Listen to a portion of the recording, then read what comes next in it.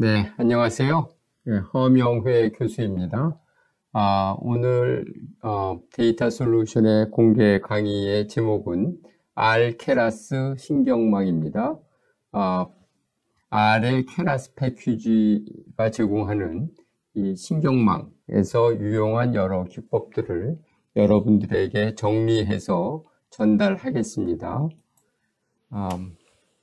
R케라스의 신경망의 백엔드 엔진은 구글의 텐서플로우이죠.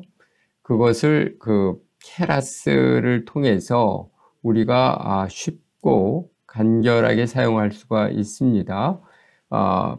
이전 강의에서 제가 기본 틀에 대해서는 잠시 소개한 바 있는데요. 여기에서는 기본 틀과 기본 모형과 함께 사용할 수 있는 몇 개의 유용한 옵션들을, 제가 사용하고 있는 옵션들을 여러분들에게 전달을 하겠습니다. 사례로 쓸 데이터는 IMDb 데이터 세트입니다. 약간 구체적으로 내용의 몇 개를 보면 히스토리 플랫, 그리고 콜백, 그리고 regularization, 은 우리가 규제라고도 쓰는데, 저는 정형화라는 용어를 씁니다. 가지런하게 모양을 다듬어진 모형이 나오도록 하는 것을 말하는 것이죠. 그리고 drop out 옵션에 대해서 설명을 하겠습니다. 이들 다들 상당히 유용한, 실용적으로 쓰기가 쉽고 또 유용한 결과를 내는 여러 다양한 기능들입니다. 신경망 모형의 기본에 대해서 제가 잠깐 리뷰를 해보기로 하죠.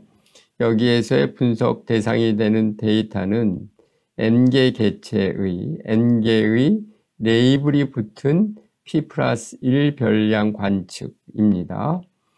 첫 번째 개체를 x1 트랜스포즈 y1 이렇게 쓸 텐데요. 여기에서 x1은 공별량 벡터, 길이가 p인 공별량 벡터를 말하는 것이고, y1은 타겟 변수에 대한 첫 번째 관측이 됩니다. 이전 강의에서 썼던 여러 데이터들의 경우에는 infertility 데이터이죠. 불임성의 자료에서는 n이 202개였고 p는 11이었고요. 그리고 목표 변수는 no와 yes의 이항형 변수였습니다.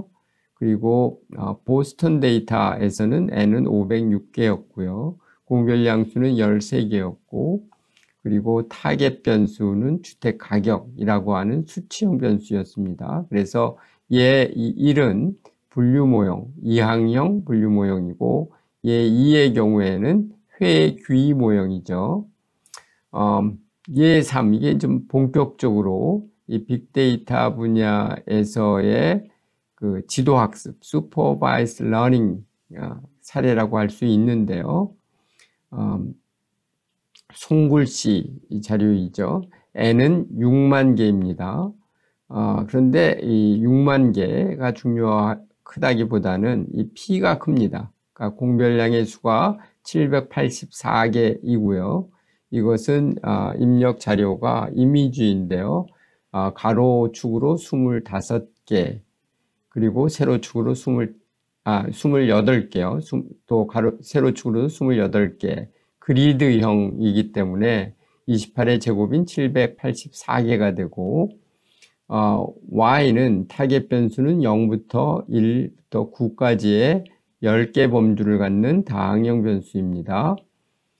마지막 얘는 이 강의에서 많이 쓰려고 하는 IMDb 데이터인데, 이 데이터에서 n은 25,000개이고요.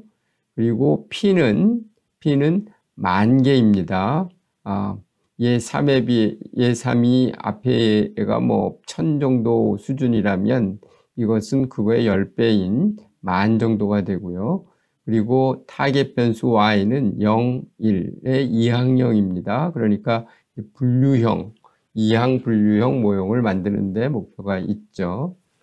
우리가 이러한 그 레이블이 붙은 관측으로부터의 통계적 모형, 이것을 우리가 분류 또는 회귀 문제라고 이야기를 하죠.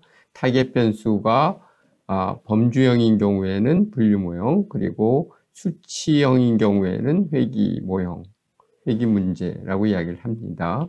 신경망 모형의 기본 개념은, 기본 틀은 입력 변수가 P개가 있고 이것으로부터 출력 변수 Y를 예측하는 데 있어서 그 사이에 M개의 잠재 변수를 넣는다는 것이죠. 이것이 이제 은닉층에 붙어 있는 은닉 노드로 표현을 하는데요. 이러한 잠재 변수들은 실제 관측되지 않습니다. 모형 안에서 우리가 개념적으로 인정하고 자리를 매기는 그런 중간 전달자, 중간적인 표현이라고 말할 수 있죠. 신경망 모형의 수리적인 구조는 입력 노드에서 은닉 노드로, 인풋에서 히든 노드로 가는 표현이 있고요. 그래서 제2번째 은닉 노드를 ZJ라고 했을 때 그것을 입력 변수들의 어떠한 선형 변환, 그것에 활성화된 표현으로 모형화를 합니다. 여기에서 pJ는 활성화 함수, activation function이라고 이야기하죠. 그 다음에 두 번째로는 히든 노드에서 출력으로 가는 또 하나의 모형식이 있는데요. 그것이 은닉 변수들의 선형 변환, 선형 결합의 활성화로서 출력 변수가 정해진다는 것이죠. 네. 여기서 pK라고 하는 이 함수도 활성화 함수고요.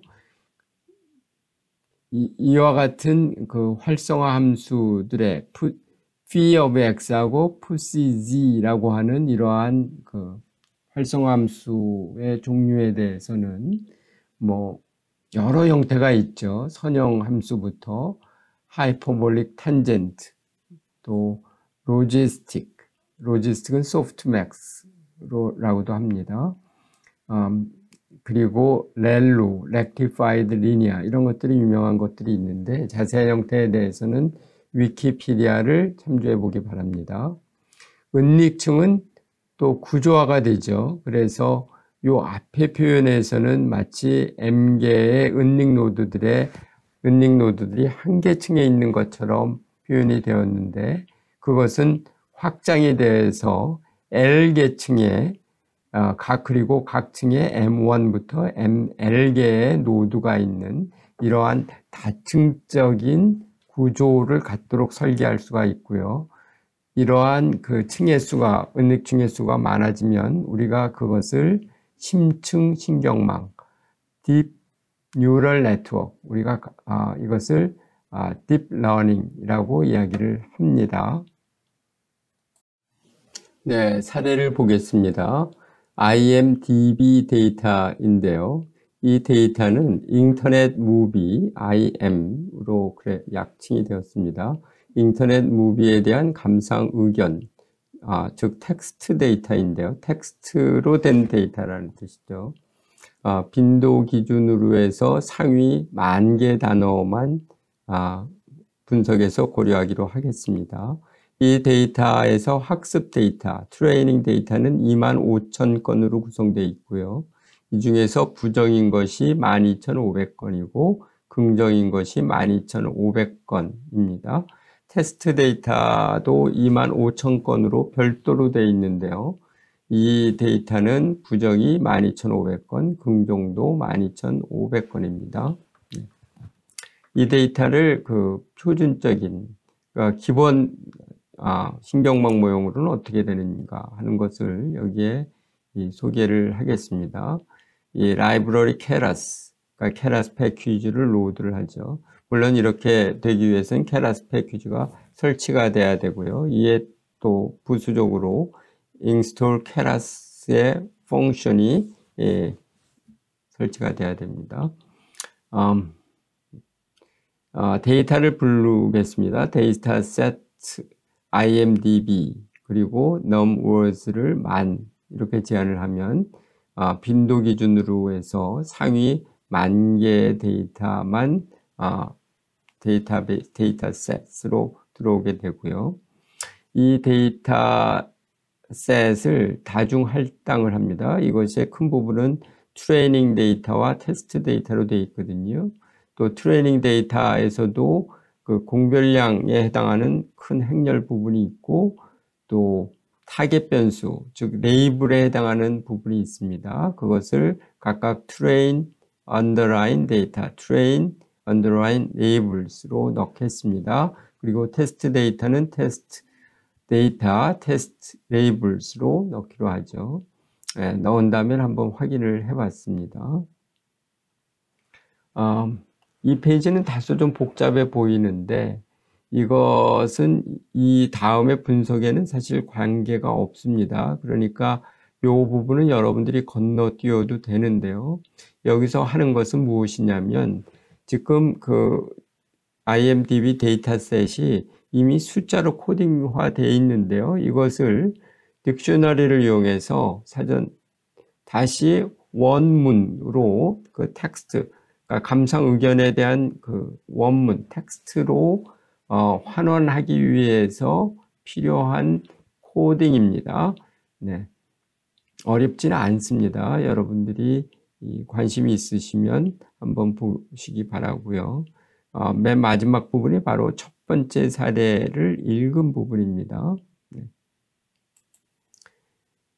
이 다음으로는 이 숫자로 코딩된 그 감상 의견, 감상 의견은 이제 쓴 사람에 따라 길이가 다 다르죠.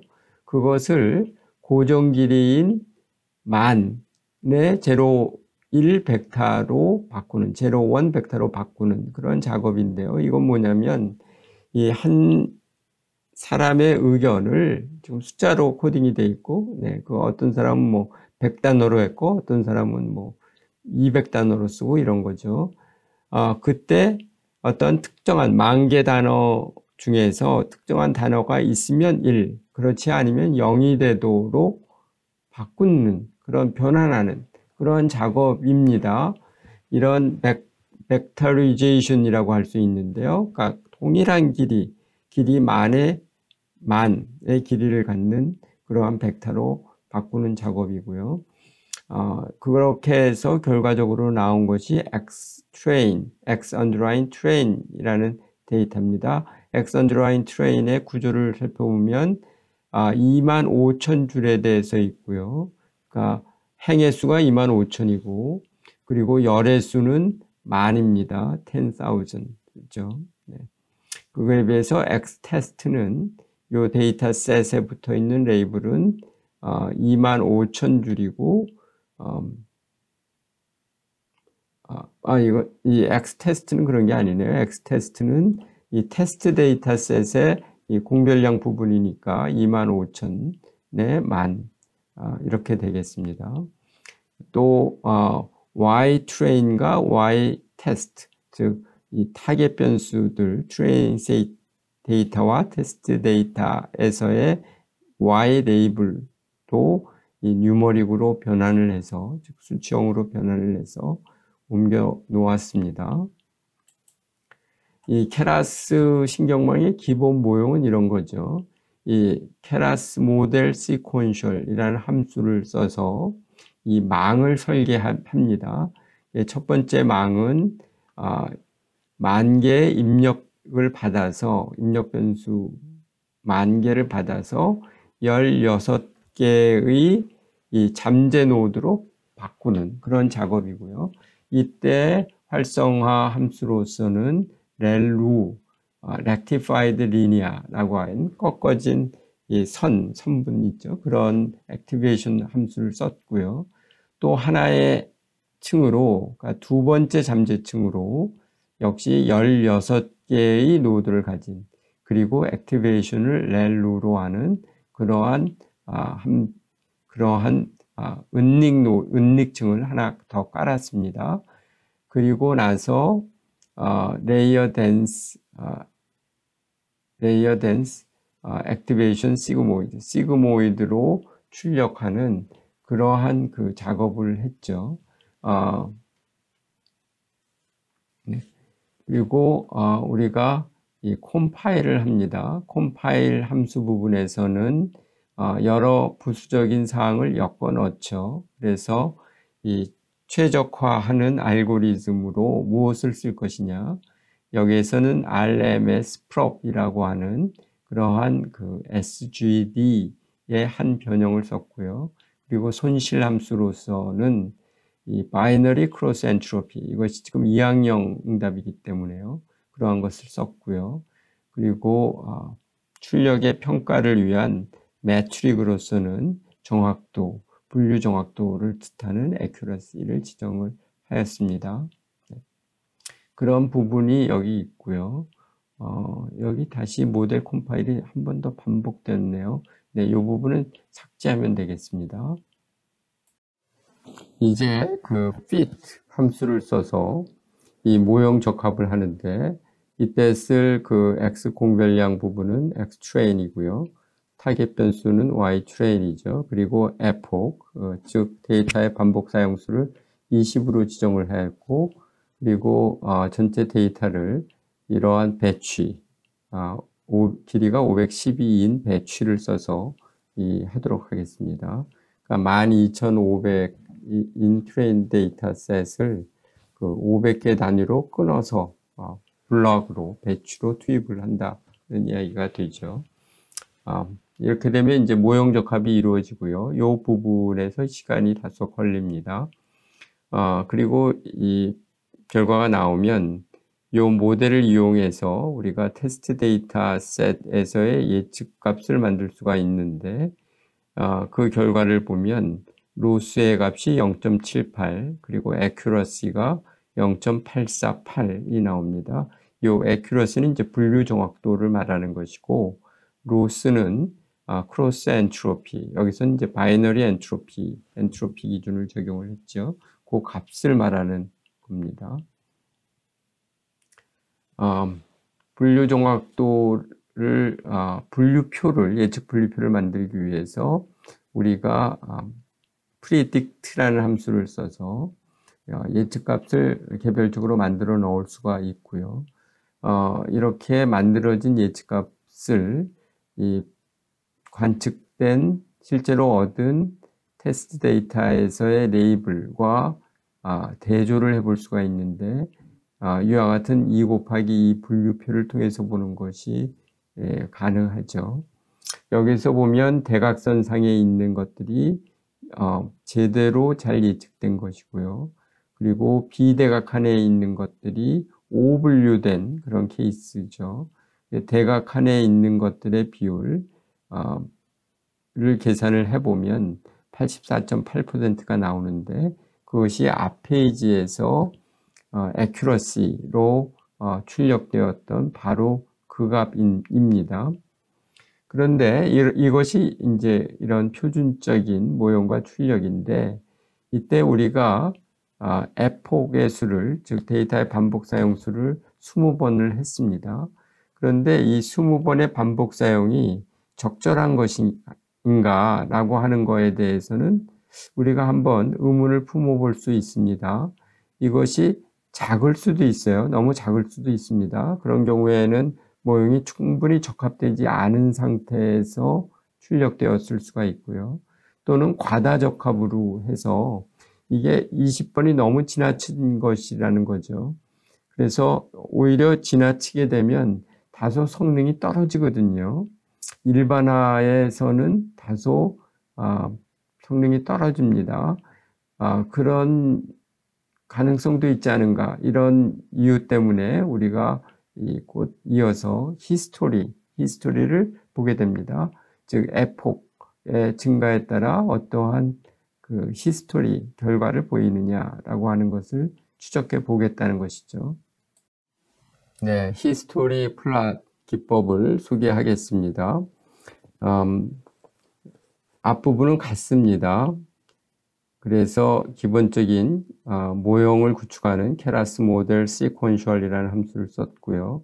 이것을 컴파일을 했습니다. 이때 쓴 옵티마이저는 RMS prop, 손실함수는 바이너리 크로스 엔트로피, 그리고 이 출력 매트릭으로 accuracy를 잡았죠. 앞에서 한 것과 같습니다. 여기서 히스토리 플랫에서 하려고 하는 기본은 이 20번에 관한 그 에폭, 즉 데이터의 반복 사용에서 어떠한 그 중간 결과들을 쓰고 있느냐라고 하는 것을 보겠다라고 하는 것입니다. 이때 그 유효한 것이 validated dataset을 확보하는 겁니다. validated data라고 하는 것은 우리가 뭐 검증 표본 이렇게 말하기도 하는데, 저는 검증이라는 표현 대신에 검토 표본, 검토 데이터라는 표현을 더 선호합니다. 그러니까 학습 기간 중에 일부를, 학습 데이터의 또 일부를 띄어서요, 검토하는 데 쓰겠다라고 하는 것이죠. 우리가 이 제대로 학습을 하고 있는지 그렇지 않은지를 한번 검토해 가면서 보자라고 하는 것이죠. 이를 위해서 우리가 학습 데이터 25,000건으로 되어 있었는데요. 그것의 20%인 5,000건을 떼어서 이 검토 표본으로 하겠습니다. 그래서 여기 샘플 1에서 25,000에서 5,000을 띄는데 replace, 즉 비복원, replace를 false로 한다. 이건 추출한다는 뜻이죠. 이렇게 해서 잡혀진 표본을 X validity, 즉 검토 표본으로 하고, 또 그것에 해당하는 Y 레이블들도 Y validity로 하겠습니다. 그리고 나머지 부분들을 X train 1, Y train 1로 선언을 하겠습니다. 따라서 정리하자면 학습 데이터는 이제 X train이 아니라 X train 1, Y train이 아니라 Y train 1이 되는 것입니다. X train 1이나 Y train 1은 다 2만 개의 데이터 라인으로 구성이 되죠. 이것이 이 모형을 적합하는 20번의 에폭에서 적합 과정을 보여주는 표인데요. 이 윗부분의 표는 로스의 값입니다. 즉 바이너리 크로스 엔트로피의 값이고, 이 아래쪽 그래프는 accuracy, 분류 정확도에 대한 값입니다. 이 각 그래프에서는 이 초록색 선과 오렌지 선이 있는데요. 이 오렌지 선은 학습의 결과입니다. 그리고 초록색 선은 validation의 결과입니다. 즉 검토의 결과라는 거죠. 학습의 결과는 이와 같이 손실함수의 경우에는 우하향합니다. 우하향합니다. 계속 작아진다는 이야기죠. 근데 validity 데이터로 평가를 해보면 이것이 작아지다가 나중에는 다시 상승합니다. 그러니까 이런 U자형의 포물선의 형태를 취하죠. 그래서 작아지는 부분은 좋은데요. 어떤 최저점을 통과하면서 다시 상향합니다. 그 이야기는 뭐냐면 과다 학습이 된다는 거죠. 학습 데이터에서는 계속 작아지잖아요. 따라서 이 최저점 부분을 취하는 것이 좋습니다. 바람직하고요. 이 경우에는 4 또는 5 정도가 아닐까, 그런 우리가 판단을 할 수 있습니다. accuracy에 있어서도 유사한 이야기가 되죠. accuracy는 에폭의 증가함에 따라 학습 데이터에서는 계속 증가합니다. 그렇지만 validity 데이터 검토 표본을 쓰게 되면 이 에폭이 증가함에 따라 커지다가 어떤 점을 통과하면서는 다시 낮아지죠. 이 경우에는 4 또는 5가 그러한 최적 에폭이라고 할 수 있고요. 여기에서는 에폭을 5로 정해서 하기로 하겠습니다. 4를 하는 게 좋으냐, 5로 하는 게 좋으냐, 이렇게 한두 개의 차이에서는 사실은 거의 하기 때문에 여러분들이 그런 아주 사소한 것에는 신경을 쓰지 않고 그냥 판단을 하시면 됩니다. 그래서 이제 5인 것을 이제 쓰도록 해보죠. 다시 모델을 컴파일을 하고요. 그 다음에 피팅을 하는 단계에서는 우리가 f곡을 5로 지정을 합니다. 이게 이때까지는 없던 부분이고요. f곡을 5로 지정을 하면 5번만 반복해서 중간 로그 결과가 나오고요. 5번의 f곡으로서 모형 적합의 과정이 종료가 됩니다. 앞에서는 20번을 했었죠. 이번에는 5번을 하고 모형이 출력이 되는 거죠. 그래서 accuracy를 우리가 볼 수가 있고요. 물론 우리가 loss 펑션도 볼 수가 있습니다. 또 마찬가지로 앞에서와 마찬가지로 우리가 테스트 데이터 accuracy를 분류표를 통해서 직접 볼 수도 있는데요.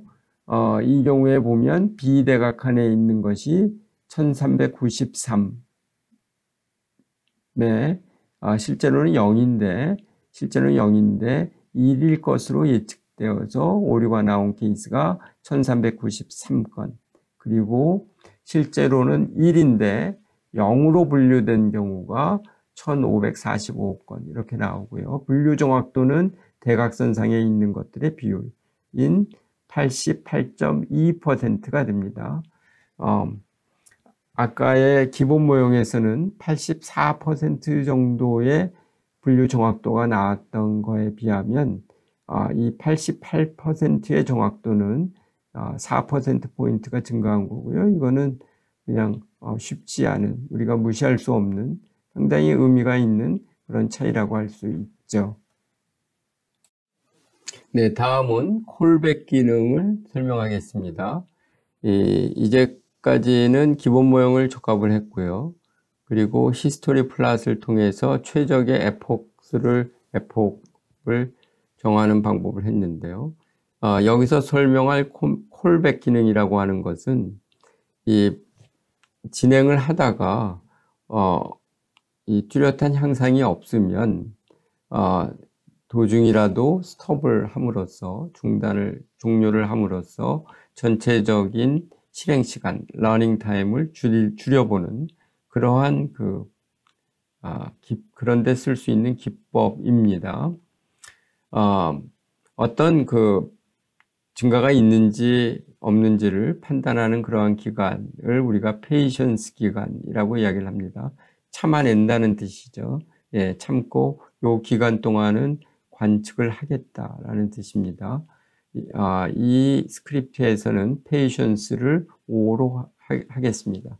즉 최적 어떤 점을 통과하면서 5번 정도는 증가하지 않더라도, 성능이 좋아지지 않더라도 참고 기다리겠다는 이야기이죠.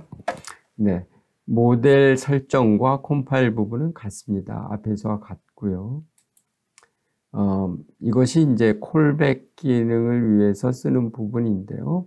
이 똑같은 것을 카피해서 쓰면 됩니다.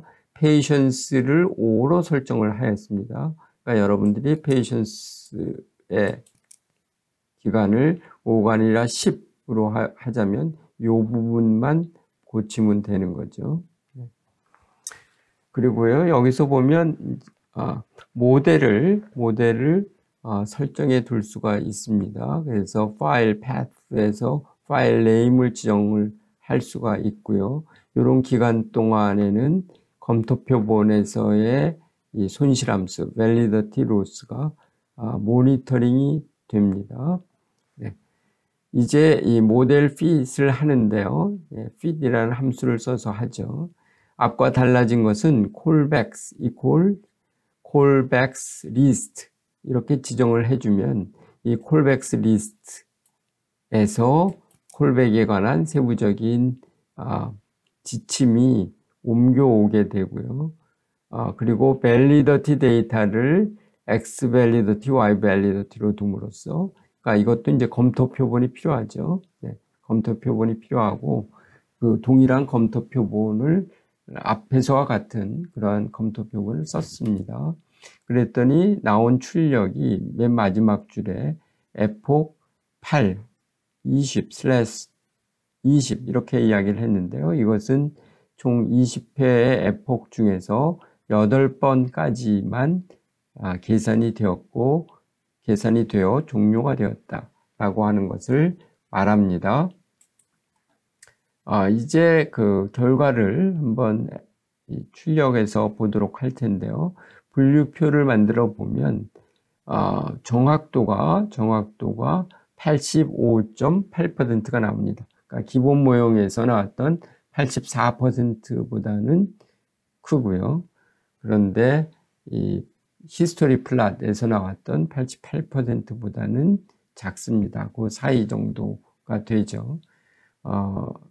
그래서 히스토리 플랫을 통해서 얻은 결과보다는 애큐레시 측면에서는 좋지는 않지만 이 실행 시간에 모형의 적합 시간에 상당한 부담이 있는 경우에는 쓰는 것이 추천이 되는 그런 기법이 바로 홀백 기능입니다. 네, 다음으로는 그 정형화, 레귤러리제이션을 기법을 소개하겠습니다. 이 정형화의 정은 이제 가지런하게 다듬는다라는 것이죠. 모형의 형태를 가지런하게 한다라는 뜻인데요. 이것은 이제 회귀 분석에서는 그 리치 리그레션에 해당하는 혹은 라쏘에 해당하는 부분입니다. 시냅스 강도의 제곱합에 비례하는 페널티를 부과한다는 거죠. 그러니까 이 시냅스, 그러니까 연결선, 거기에 이제 가중치가 쭉 붙게 되는데요. 그 가중치의 제곱합에 페널티를 준다라는 뜻이 되겠습니다. 이 제곱합이 아니라 절대값의 합에 해당하는 페널티를 부과하는 방식도 있습니다. 각각을 L2와 L1으로 표현을 하는데 여기에는 L2 레귤라라이저의 경우를 하도록 하겠습니다. 이렇게 하려면 이 케라스 모델 시퀀셜 함수 내에 레이어를 까는 단계에서 커넬 레귤라라이저 언더라인 L2로 선언을 하고요. 그때 붙는 비례 상수를 줍니다. 0.001 또는 0.01 정도로 줄 수 있을 텐데요. 여기서는 0.001로 선언을 했습니다. 그러니까 첫 번째 은닉층에 대해서 가지런하게 정돈을 하는 그런 단계를 한 것이죠. 그리고 컴파일 부분은 같습니다. 그리고 fit 부분도 같습니다. 이제 결과를 보죠. 이 테스트의 데이터에 적용을 했을 때 이 accuracy가 88%대에 나왔습니다. 네, 상당히 좋은 거라고 할 수 있죠. 네, 상당히 좋습니다. 그러니까 레귤라라이저를 둠으로써, 그러니까 모형을 정형화함으로써 모형 기능의 향상이 나왔습니다. 이 L2 레귤라라이저 대신에 L1 레귤라라이저를 둘 수 있고요. 그렇게 했을 때 어느 정도의 그 모형 성과가 나오는지는 여러분들이 한번 해보기 바랍니다. 이 다음으로는 드랍 아웃이라는 옵션에 대해서 설명을 하겠습니다. 드랍 아웃은 여러분들이 그 랜덤 포리스트를 보면 랜덤 포리스트에 의한 회귀에 대해서 아시는 분들은 보다 쉽게 받아들일 수 있을 텐데요. 이 모든 변수를 다 사용하지 않고요. 일부 변수들을 제거해서 나머지 변수들만 쓰는 그러한 기법을 쓰면 상식적으로는 더 모형이 제한적이 돼서 그 모형 성과가 덜 나올 것 같지만 실제로 더 많은 큰 성과를 내죠. 그러니까 쓰지 않는 신경선, 일부 신경선은 약화를 시키고요. 그렇게 되면 오히려 이 나머지 남는 신경선들이 활성화되고 강화됨으로써 좋은 모형을 낳게 되는 그러한 현상입니다. 이것을 하려면 그 케라스 모델 시퀀셜 함수에서 레이어 댄스를 통해서 이제 이렇게 신경 은닉층을 까는데요. 그때 이어서 레이어 드랍 아웃에서 레이트를 정해주면 됩니다. 드랍 아웃 레이트가 50%인 경우에는 레이트 이퀄 0.5 이렇게 적용하면 되죠. 그리고 여기에서는 두 번째 층에 대해서도 레이어 드랍 아웃을 썼습니다. 이 컴파일 함수와 fit 부분에서는 같습니다. 이제 결과를 보죠. 그 결과를 보면 accuracy 부분만 보면 88.8%의 정확도가 나왔습니다. 네, 꽤 좋은 정확도라고 할 수 있죠. 네, 마지막입니다. 하이퍼 파라메터 옵티미제이션의 문제가 사실은 있습니다. 그러니까 신경망을 어떻게 설계할 것이냐, 몇 개의 은닉층을 쓸 것이고 각 층에 몇 개의 노드를 놓을 것이냐, 이런 게 다 신경망 설계에 관한 이슈인데요. 그것을 어떻게 하느냐에 따라 물론 모형이 달라지고 성과가 달라집니다. 또 학습률은 어떻게 설정할 것이냐, 학습률은 이제 LR로 표현이 되는데요. 러닝 레이트죠. 이 러닝 레이트를 지금 요 앞에 모든 예에서는 디폴트 값을 썼습니다. 근데 이것을 어떻게 다른 값으로 설정하면 얼마만큼 결과가 좋아질 것이냐, 어떻게 달라지느냐, 이걸 보는 것이고요. 또 에폭에 대해서는 여기에서 여러 기법에 대해서 좀 다루긴 했습니다. 그리고 배치 사이즈를 어떻게 하느냐, 레귤라리제이션을 어떻게 하느냐 마느냐, 또 하게 되는 경우에는 그 비례상수를 어떻게 줄 것이냐, 또 드랍 아웃을 하느냐 하지 않느냐, 드랍 아웃을 하는 경우에는 그 드랍 아웃 레이트, 즉 이탈률을, 삭제율을 어느 정도로 하느냐, 이런 것들에 관한 튜닝, 이런 것들이 다 하이퍼 파라메터 옵티미제이션의 문제이죠. 상당히 중요한 이슈인데 이것을 하기 위해서는 정말 많은 시도를 해야 되죠. 많은 시도는 많은 컴퓨팅 타임이고요. 중간 결과의 기록을 의미하기도 합니다. 네, 오토 케라스라고 해서 이 케라스 내에서도 하는 그런 기능이 있습니다. 별도의 물론 패키지 설치를 해야 되지만 그런 기능이 있는데요. 네, 상당한 컴퓨팅에 부담이 됩니다. 상당한 부담이 됩니다. 네, 이거에 대해서는 이 강의에서는 다루지 않았습니다. 이 강의에서 쓴 주요한 참고문헌은 교재라고 할 수 있는데 바로 이 책입니다. Deep Learning with R, 케라스 창시자의 딥러닝으로 번역 출간이 된 바로 이 책인데요. 유명한 고전적인 이 책이죠. 상당히 유용한 책입니다. 그리고 이 강의에서 여러 개의 R 스크립트 등이 여러분들 실습을 위해서 제공이 되니까 아무쪼록 활용해서 도움이 되기를 바랍니다. 네, 수고가 많았습니다. 네, 오늘의 강의는 이것으로 마치겠습니다. 감사합니다.